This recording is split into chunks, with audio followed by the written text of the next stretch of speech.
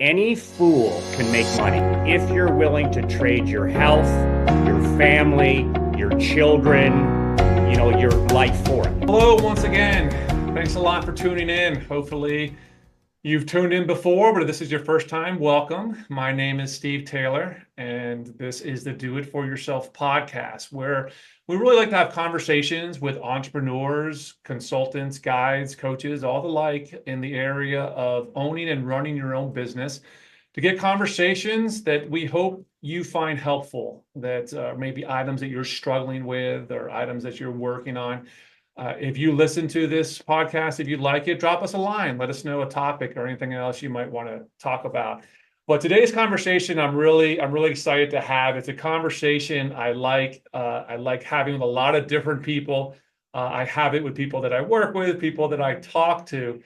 And it's this concept of becoming unstuck in your business, right? When you're the entrepreneur, you have too much going on. You have so many things going on. You feel like you have no time. But let me first of all introduce my guest today, Mike McLean. Mike, tell us, the listeners a little bit about yourself and your background. I am, Steve, a former minor pro hockey coach. I owned a couple of my own junior championship teams. Since I was a little boy, I decided that I was going to play hockey. I was going to coach in the National Hockey League, and then I was going to die. That was going to be my path. I wasn't interested in entrepreneurship. I wasn't even certain exactly what that was. But when I graduated from college at the age of 24, I coached all the way through from age 19. I was on my way to the National Hockey League.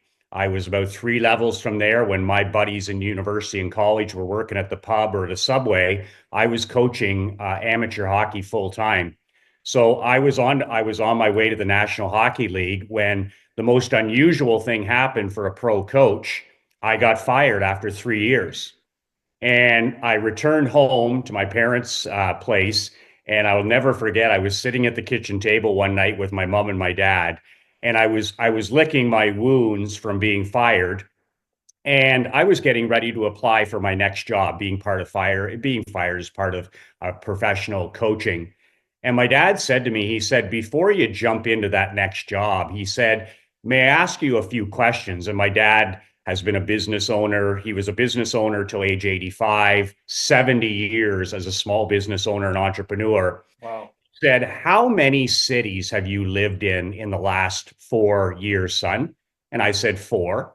And he said, how many owners have you worked for, different team owners? I said, four. And he said, okay.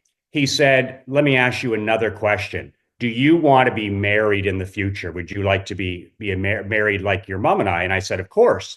He said, what do you think about having children? And I said, I would like to have a big family. He said, if that's going to happen, can that happen through hockey? He said, you just finished saying you were in 4 cities with 4 owners. And then at the end of it, you had no stability because you got fired because the team was in financial problems. He says, if you choose to continue coaching pro hockey, he says, there's no question you'll be successful at it. But he said, your wife will pack up 15 homes. You will move to 15 different cities, and your kids will be like army brats that go to 15 different schools. He says, if you're okay with that, just so you know, he said, what about the family business? He said, you could join me in the insurance business. And I was like, hockey to insurance, stale, dull, and boring. He said, listen, he said, all I ask is you have an open mind for 1 year. Join me in the family business. He had been in the insurance business for 45 years. He said, I'll teach you the business from the front door to the back door. And he said, you walk into my office after 12 months. And if you do not love it, he said, you can always go back to coaching hockey. Fill your boots. He said, but if you do love it, he said, we will make a buy sell agreement where I'll sell you the business over 10 years. So I thought about it for a little bit. And for the first time, I thought about lifestyle, and my dad said something, Steve, that really stuck in my brain to this day.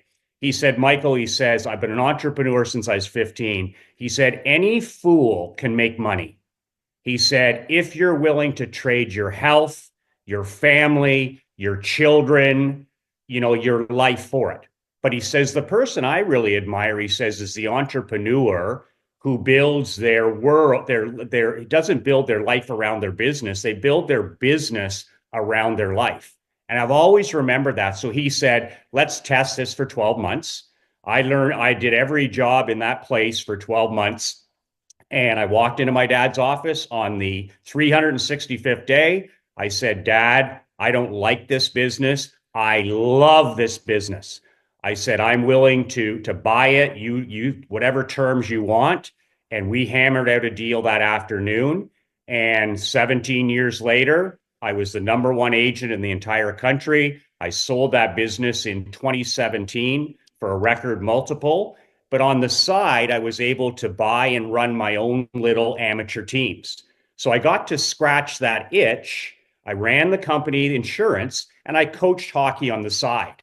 And my dad said, isn't that a better scenario for a family? And of course, since then, I've been married for 15 years. I have a young daughter. And he says, that's what living life and doing business on your own terms looks like. So that's my backstory. I love it. I love it, Mike. That idea and that conversation about, when you're doing, items that you love and you're passionate about. I think a lot of people think that they want to pursue that as the profession for their professional life. That could be really, really tough, right? Like you said, you're going to get fired. The coaches are going to come, GMs are going to come and go. But what if you can do that kind of on the side? You get more reward from that, and you find out, whatever else you'd like to do. So, Mike, let's dive into that, right? Because we were talking a little bit before we went on here, and we talk about people that are out there, entrepreneurs and owning businesses, right? And I think a lot of people go and try to start a business, go out on their own, whatever it might be. And what they end up doing more than owning a business is they own a job, right? And they really, like you said, they don't put their lifestyle at it first. They're going at it. They're working night and day, at it. And maybe 1 or 2 years into it, they feel like I can't keep up. I don't have time. I'm making okay money, but I can't live like this. So when you're talking with those mentees, those other business owners that you work with, and those that are just saying, I don't have time, I feel stuck in this business now, what do you talk to them about? How do those conversations go? I talked to my guys, Steve, on day one about they're in a Frankenstein business. I call it a Frankenstein business. I call it wearing the golden handcuffs. Mm-hmm. We all go into business for the same reason, to be our own boss, for freedom, for financial wealth, independence, autonomy. I call it personal sovereignty. And at best, a lot of these guys and gals have a high paying job. At worst, they're a slave to the company. So I untangle that mess by what I call vitamin N. And vitamin N is kind of something that's memorable where like guys will say to me, or they'll say, I'm stuck, I'm fatigued, I'm tired, I'm depressed, I'm anxious, I'm not making any money, whatever it is. And then I always say to them, I always tell them the Warren Buffett story where Warren and Charlie Munger talk about, how successful they are or were as financial planners. But not only that, they built the business that they wanted. They built it to fit their lifestyle. Like Warren Buffett and Charlie, they want it like Buffett wants to sit in his office 3 to 5 hours a day and study and read. So he's built his business around that. If he opens up his day timer, there's nothing in it. There's no meetings. So my guys have never decided what they don't want. So what I always start with my guys, my entrepreneurs, is I'm like, let's start focusing on what we no longer want to do. Everybody wants to set these incredible goals and adding more things to their life. But it was Da Vinci who said that the ultimate success is simplicity. And instead of trying to do 1,000 things and none of them well, which is multitasking, I say to my guys, vitamin N from this day forward, which is no to almost everything. And then, you run into a lot of people in today's world that are people pleasers. So the way that I engineer this discipline with them is this. When you say yes to something, you're automatically saying no to something that really matters. So, a good example of that, I get all kinds of opportunities every day to coach hockey teams, to invest in real estate, to go golfing with the guys. And I say no to all of it. And my wife says to me, she said, you have that discipline of no. And I said, well, it's not really that difficult because I say to myself, I'd love to go golfing today, or I'd love to start coaching this team. But what do I have to now say no to? Do I have to stop driving my daughter to school? Do I have to stop coaching my daughter in hockey or t-ball? And do I have to cancel my date nights with you? And as soon as I have that mentality, it's an easy no.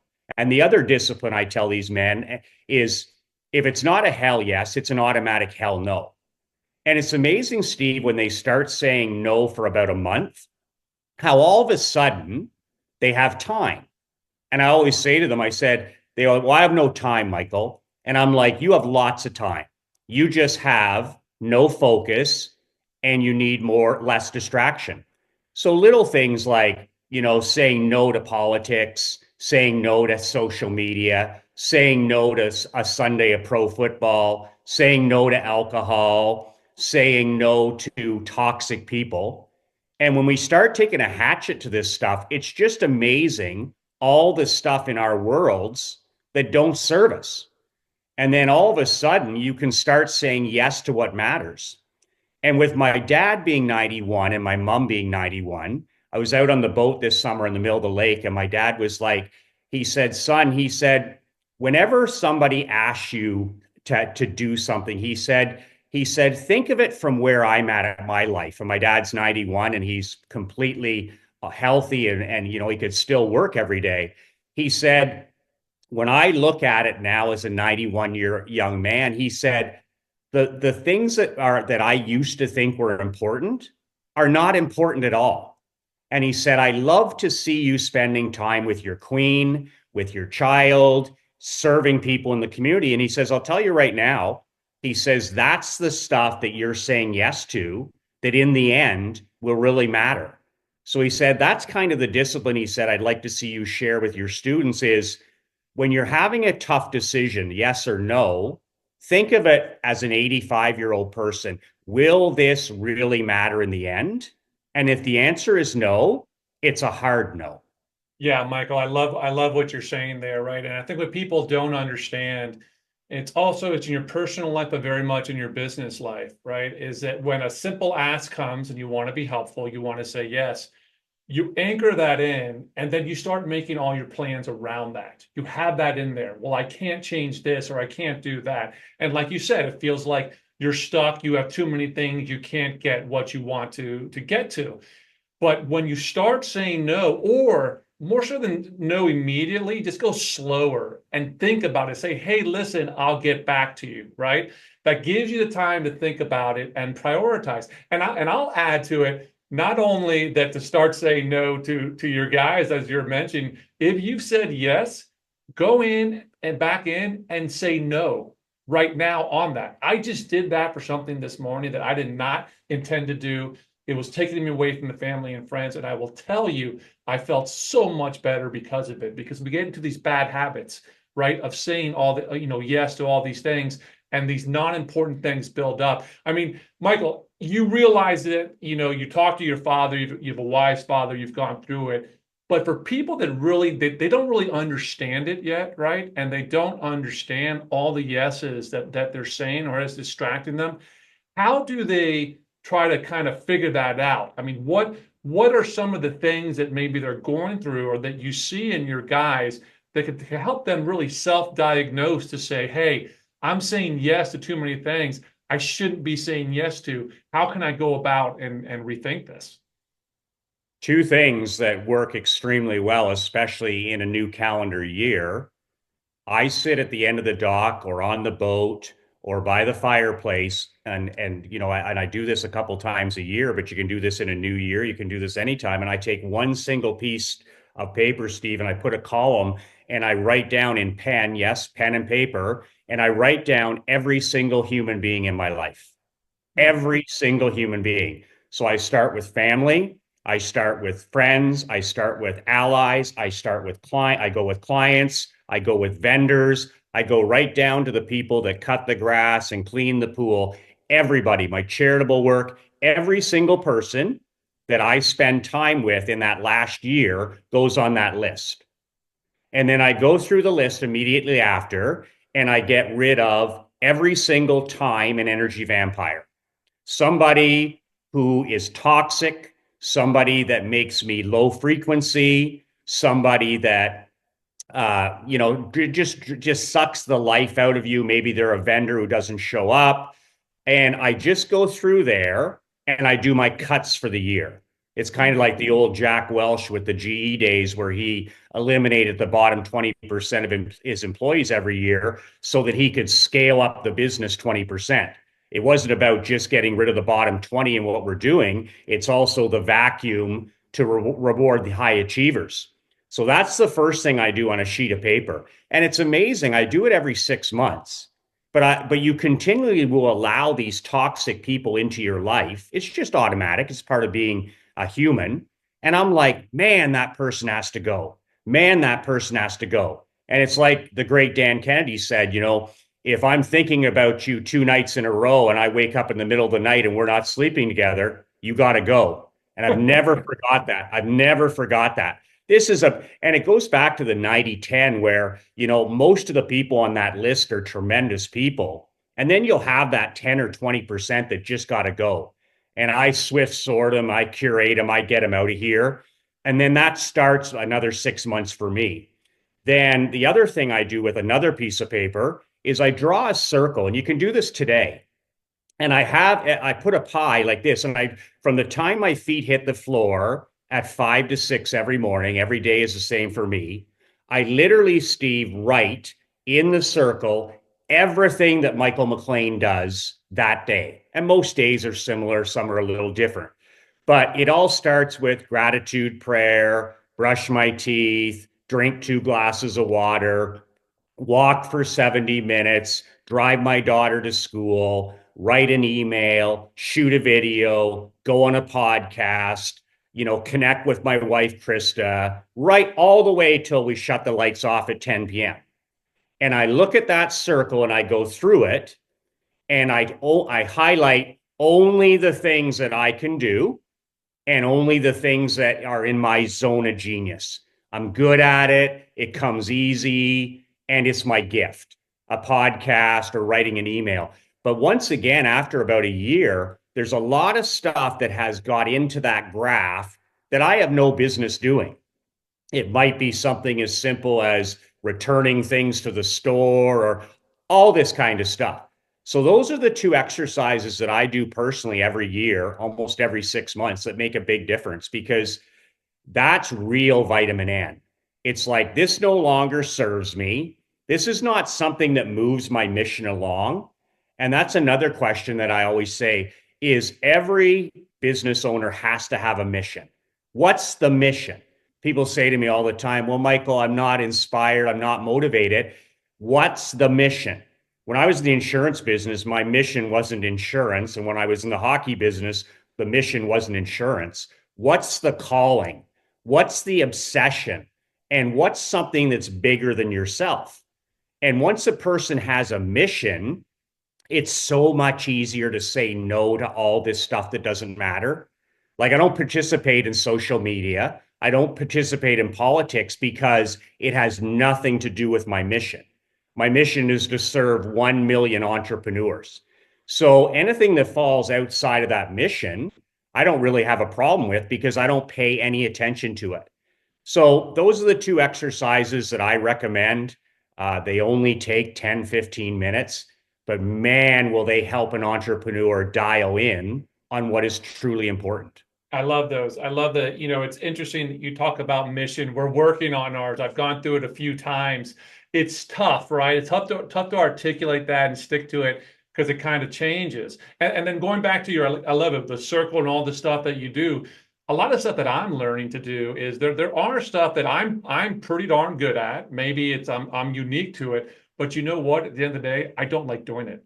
and I'm just really hatcheting through those. I don't want to do it. I'm going to have someone else do it, because if I don't get someone else to do it, guess what? I'm not going to be happy in my business anymore. I'm going to want to maybe sell it or give up or whatever it might be. And that doesn't serve anybody well at all, right? So I love this, the circle and that list. I'm going to try that list. I'm going to do that now at the beginning of the year, because the energy vampires, I love it. There's a great TV show with a funny energy vampire on it. So Michael, so now you've gone through and you've cultivated and you've gotten through all your lists and your activities, and you're going through that. But as time goes, right, you have a business, you're past the startup phase, you're growing, you're getting there, you've developed all the business that you want. And even with, arguably the people that you want to be dealing with and the activities, right, mostly that you want to do, there could come a time where you're bumping up against that growth and bumping up against that scale. For those people, so let's say they have a semi-mature business, they're thinking about it, they're going through these practices. If they feel that they're getting busy, even with the people they should be around and doing the things they should be doing, what are some thoughts there for those people who say, but I still want to grow? I don't just want to keep it status quo. What are some things and how do you coach them to really go from maybe, good to great? Well, I come from ultimate chaos. I mean, I thrive in chaos. The hockey business, if you want to win championships, is chaos. Nick Saban worked 20 hours a day. These guys sleep in their office. I used to sleep in my office. I mean, I had 23 employees in the insurance business. You thrive in chaos. Chaos is part of life, it's part of the universe, and you need to thrive in it. So there's one discipline that I have, and it's my number one rule. The first hour of the day belongs to me. And when my mentor, Dan Kennedy, told me that, I was running my dad's company. I was getting up at 7 in the morning and working till 11 at night. I never, Steve, had any time to work on marketing. I had no time to write an email. I had no time to make my dreams come true. I had no time to work on the vision of the company. I was just working in my own Frankenstein business. So I woke up the next day and I took Dan Kennedy's advice and I went to bed 1 hour earlier. That's the secret. And I got up 1 hour earlier. That was 30 years ago, and I've never missed a day. I started getting up at 6 a.m. and I started going to bed at 10 p.m. Tomorrow starts today, in other words. And from 6 to 7, and this was difficult in the beginning because I said, okay, I'm gonna work from 6 to 7 for the first week before I head to the office. So in the darkness, I had my laptop on the kitchen table. I'd get up at 6, I'd pour myself a glass of water, and I would work on my number one thing for 1 hour. And I'll never forget sitting down that first morning, and I had a piece of paper there. I said, okay, I'm gonna write an email that's gonna bring us in some money. And I sat there and I didn't write anything for 10 minutes, but I sat there and I had a timer and I worked on that. And I finally came up with one subject line. And then an hour later, believe it or not, ding, I was done. And I closed the laptop. And that was, like the great Gary Halbert said, Operation Money Suck. I call the first hour of my day Operation Money Suck. I got that from the late, great Gary Halbert, where he said the first hour of your day should go to your number one money making activity, because sales and marketing, as small business owners, we get lost in the doing. When the people that excel in business, it's more focused on marketing, advertising, and sales. And I heard a great quote the other day that I wrote down too, is the first hour of the day for an entrepreneur belongs to the two most important people in their life. Number one, you, and number two, the entrepreneur you're becoming. So it's okay for guys like us to talk about do this, do this, do this, do this. But if a person doesn't carve out that first hour of the day, none of the $4,000 an hour, I call it, work gets done. And I'll never forget, I was at a mastermind one time when Bill Glazier pulled me aside and he said, Michael, he said, you want to be $1 million a year insurance agent, correct? And I said, of course. He said, well, you talk a good game, but you don't play a very good game. And I was on my cell phone outside in the hotel lobby. He said, are you doing that first hour of the day, Operation Money Suck? I said, yes. He goes, how much do you think that hour has to be worth? And I said, I'm not sure. He says, that hour is about $4,000 a day. He said, because the rest of the day is 15 bucks an hour, 20 bucks an hour, whatever you're doing. Chaos is minimum wage. He said, so that's the kind of focus and discipline and commitment you need to make to that first hour. So I did that, Steve, for about two years. I'd wake up early. The first hour of the day was Operation Money Suck. And then as my business started to scale and I hired a person, so that became 2 hours, not overnight. And then it became 3 hours. And now where I am today, my Operation Money Suck over the last 10 years is 3 to 5 hours. But that's how I started. I literally started sitting my butt down in a chair on a cold winter morning and writing for 1 hour and then, scaling it. So my number one rule is the first hour of the day belongs to you. I love it, Michael. When I was practicing law before I started this business, I used to wake up really early. My kids were young, and that was the only time of the day I got to myself, right? Before the kids woke up, before I started getting in the office, before doing the phone calls. So I developed that habit, and I thought it was a great habit. Now, one thing I will add to that is there was a period of time during COVID where I would fill that hour, or it was more for me, with podcasts and listening to other people. And while there might have been a little bit of a benefit to that, I think I love what you're saying. Just really that 1 hour of just me with my thoughts, pen and paper, writing stuff down, that is ultra valuable. That's true. That's truly when the inspiration and the ideas, come through. And I love that. Now, so you're in the insurance business, Michael. A lot of the people that I work with financial advisors, they have insurance backgrounds, and really they're, let's call them the professional service, individual service business. And I have really battled this with a couple advisors that I've brought into my firm, that they feel the way you need to do your business and the way you need to service your clients and your business is that when they call, when they email, you respond right away. You don't even think about it. You drop everything else. You go through them. And I tell them, to borrow your phrase, that's a lot of chaos, right? So when you see these people, I think that they're feeling what in our business is in a service-oriented business, a professional service-oriented business, that they need to respond to their clients, to their customers right away, or else it feels like that they're not really attentive to them, right? Or they're going to fire them, whatever they might be. When you come across, people like that, what do you tell them that kind of activity, that creating chaos, how do you explain to it and show them that that is really what is really keeping them from growth? Well, I got shamed into it, and I shame my guys into it. I call it, Steve, behavior of the poor. So I don't spend money with any advisor or any agent who responds to me immediately because it means that they're not very good at what they do. Mm. So I deal with the number one real estate agent in the nation. And if I send her a message, I expect a response within 48 hours because she's busy being the best. My financial planner will get back to me unless it was urgent, and nothing's urgent. They get back to me, or the assistant gets back to me within 3, 4 days. If it's urgent, or the assistant gets back to me right away. But it's behavior of the poor. And it goes back to me standing outside the mastermind. I was in Bill Glazier's and Dan Kennedy's $30,000 mastermind years ago. And in that room are 8 and 9 figure entrepreneurs. And I'm the only person on my cell phone during the break. And this is a long time ago. And Bill Glazier walks out to use the bathroom and he said, Michael, he said, you can't be doing that. And I went to the bathroom and I said, what do you mean that? He said, behavior of the poor. He said, who in the hell would you be talking to when you're spending $30,000 a year to be in a room with 9 figure entrepreneurs?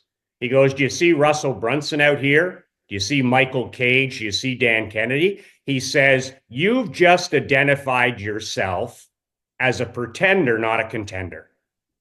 And I never forgot it. He said, put that phone away and leave it away. I put that phone away 22 years ago. I do not carry a cell phone. $153 million later of sales in my service business is the insurance business. And I'll never forget going back to my agency, Steve, a couple of days later when I got back from Baltimore. And I used to, the phone would ring, jump, jump, jump. And I walked up to my receptionist, and I was still in the trenches. And I said, from now on, you now take messages for me, because everybody would call the agency. I was on TV, I was on radio, and they'd say, is Michael there? And that day, my life transformed because Kennedy said to me, he goes, Michael, he says, badass entrepreneurs don't take calls, they make calls. Same for financial planners. They don't take calls, they make calls. So I went to my receptionist that day and I said, you take a message for every single person that calls today. It's probably 30, 40 calls. And I said, you tell them, you manage the expectation that I will be back to them later this afternoon. Because at that mastermind, I learned the power of batching. You take an hour, you set a timer, and you return every call in 1 hour. And that's what you do that hour. Then the next hour, you batch it again and you return every email. And this was all, Kennedy called it conquering the chaos of the afternoon. He said, you never, ever, ever touch a phone from 6 a.m. till 12 noon. He called that winning your morning. If you win the morning, you win the day. And then he called the afternoon conquering the chaos of the afternoon. And then he said, when you walk through that door to your wife and children at 5 o'clock, 6 p.m., he says, that's all locked away. There's no more work. That's called building the legacy that matters, which is your family. So my days for the last 25 years have been built like that.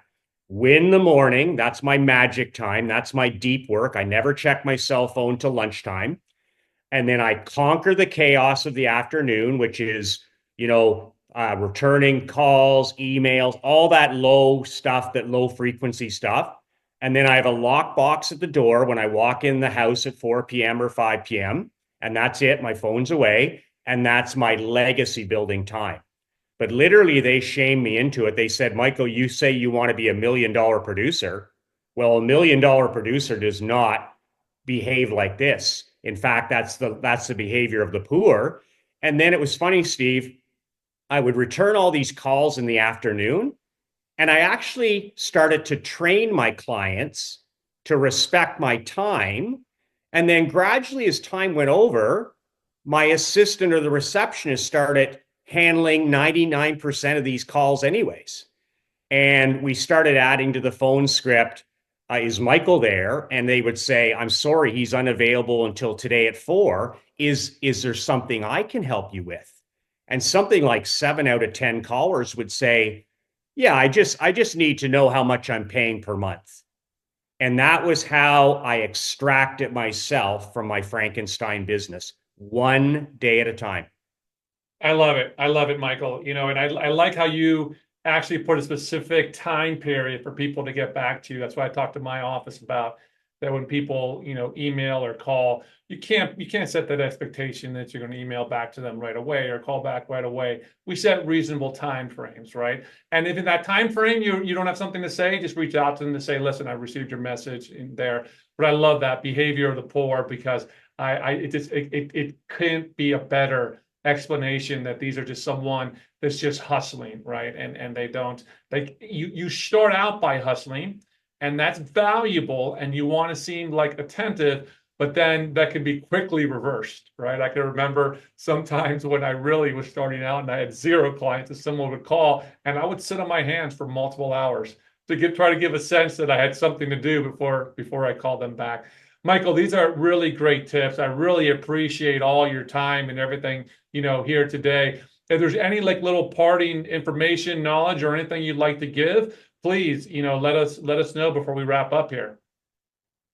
The biggest thing, Steve, is in 2024, 2025, I noticed that communication in business is breaking down. And it's breaking down because of what I call digital dementia. You can call it iPhone junkies or whatever you want. But it doesn't matter if it's mature people, retired people, or teenagers. Communication has never been worse. and it's the dumbing down due to technology, the smartphone. And that's perfectly okay. But you, as an entrepreneur or business owner, need to immediately put guidelines in place, especially in the financial planning and insurance industries that we were in, to guard against poor communication. There isn't a day goes by. Like, I make people jump through hoops to communicate with me because everything today is a brain fart. Texting is a brain fart. Next side, brain fart. Email, the person has to think a little bit more. Fax, they have to think a lot more. That kind of stuff. A scheduled podcast or a scheduled phone appointment, they have to think a lot. So, as an example, and I've been doing this a long time, but now it's really valuable. Like, there's 15 people on planet Earth that have my cell phone. 15. Hmm. Not my private clients, nobody like that. Allies and my wife, and that's it. So I go days without ever speaking on the phone. And I do all my communication with, I have over 1,000 coaching clients, and they all communicate with me by fax or by scheduled phone call.